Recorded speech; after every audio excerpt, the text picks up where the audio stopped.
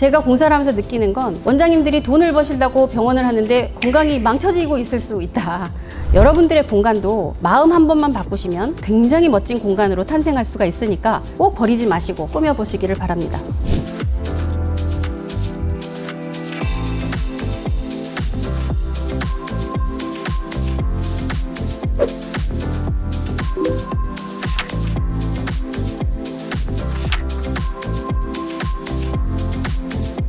안녕하세요.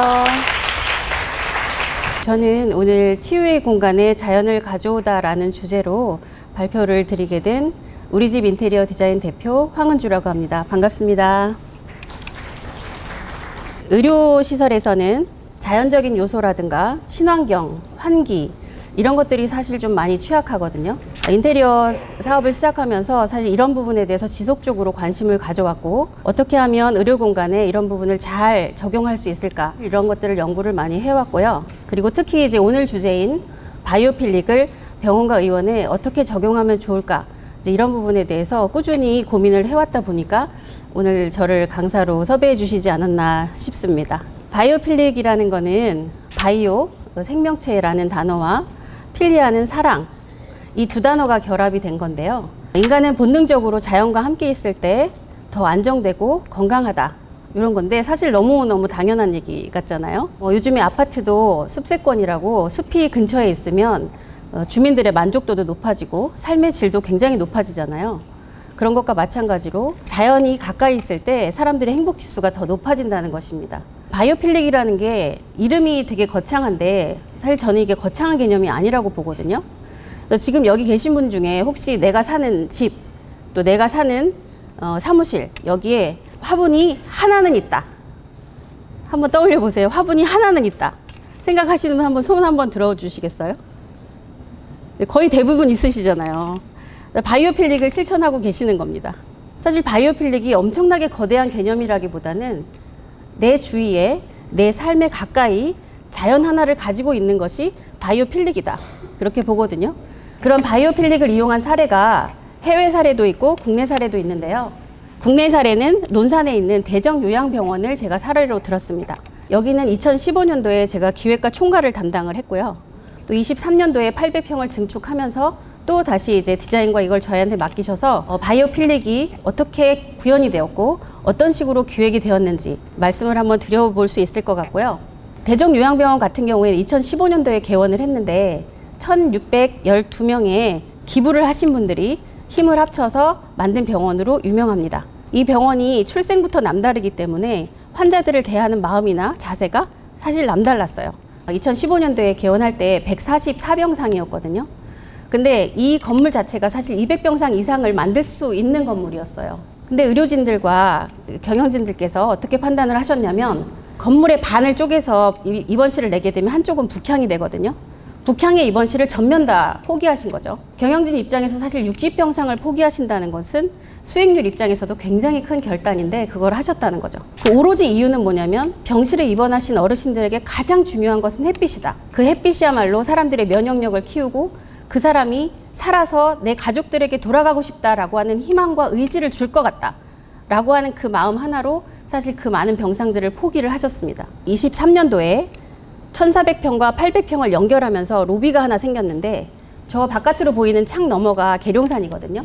새로 만든 로비에 어떻게 하면 햇볕을 끌어들일 수 있을까 해서 저쪽 통창을 만들었고 여기는 함께방이라고 사실 어르신들이 활동도 하고 그림 놀이도 하고 하는 곳입니다. 낮에 와서 활동을 하실 때도 햇빛에 노출이 되셔야 한다. 이게 목표였고 여기는 로비에서 들어오면 바로 보이는 햇빛 정원이라는 곳인데요. 가서 보면 사실 소리가 나올 정도로 아름답습니다. 로비에서 바로 나갈 수가 있고 휠체어를 타신 어르신들이 여기를 이제 한 바퀴 두 바퀴 도시면서 산책도 하실 수가 있어요. 여기는 요번에 중축될 때 만들어낸 면회실인데 이 면회실도 바로 바깥에 후원으로 나가게끔 길을 만들어 놓았어요. 그래서 코로나 때문에 못 만났던 가족들과 나가서 담소도 나누고 햇빛도 즐기고 이런 공간으로 만들어드려서 보호자분들의 만족도가 제일 높은 공간이라고 보시면 됩니다. 그리고 여기는 2층에서 바로 나갈 수 있는 데크거든요. 근데 여기가 진짜 기가 막힌 게 계룡산 자락이 쫙 펼쳐진 게 한눈에 보여요.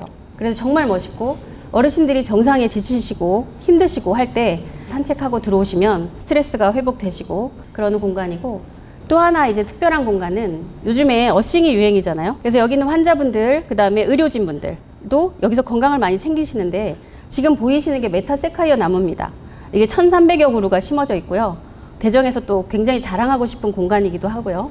자, 이제 이 정도 되면은 이제 환자분들이 가서 건강을 좀 많이 챙길 수 있겠다. 바이오필릭을 그래도 하는 병원이다. 이렇게 좀 인지가 되시죠? 구로의 어떤 병원을 저희가 지금 리모델링을 하고 있는데 20평 정도 되는 썬큰이 버려져 있었어요.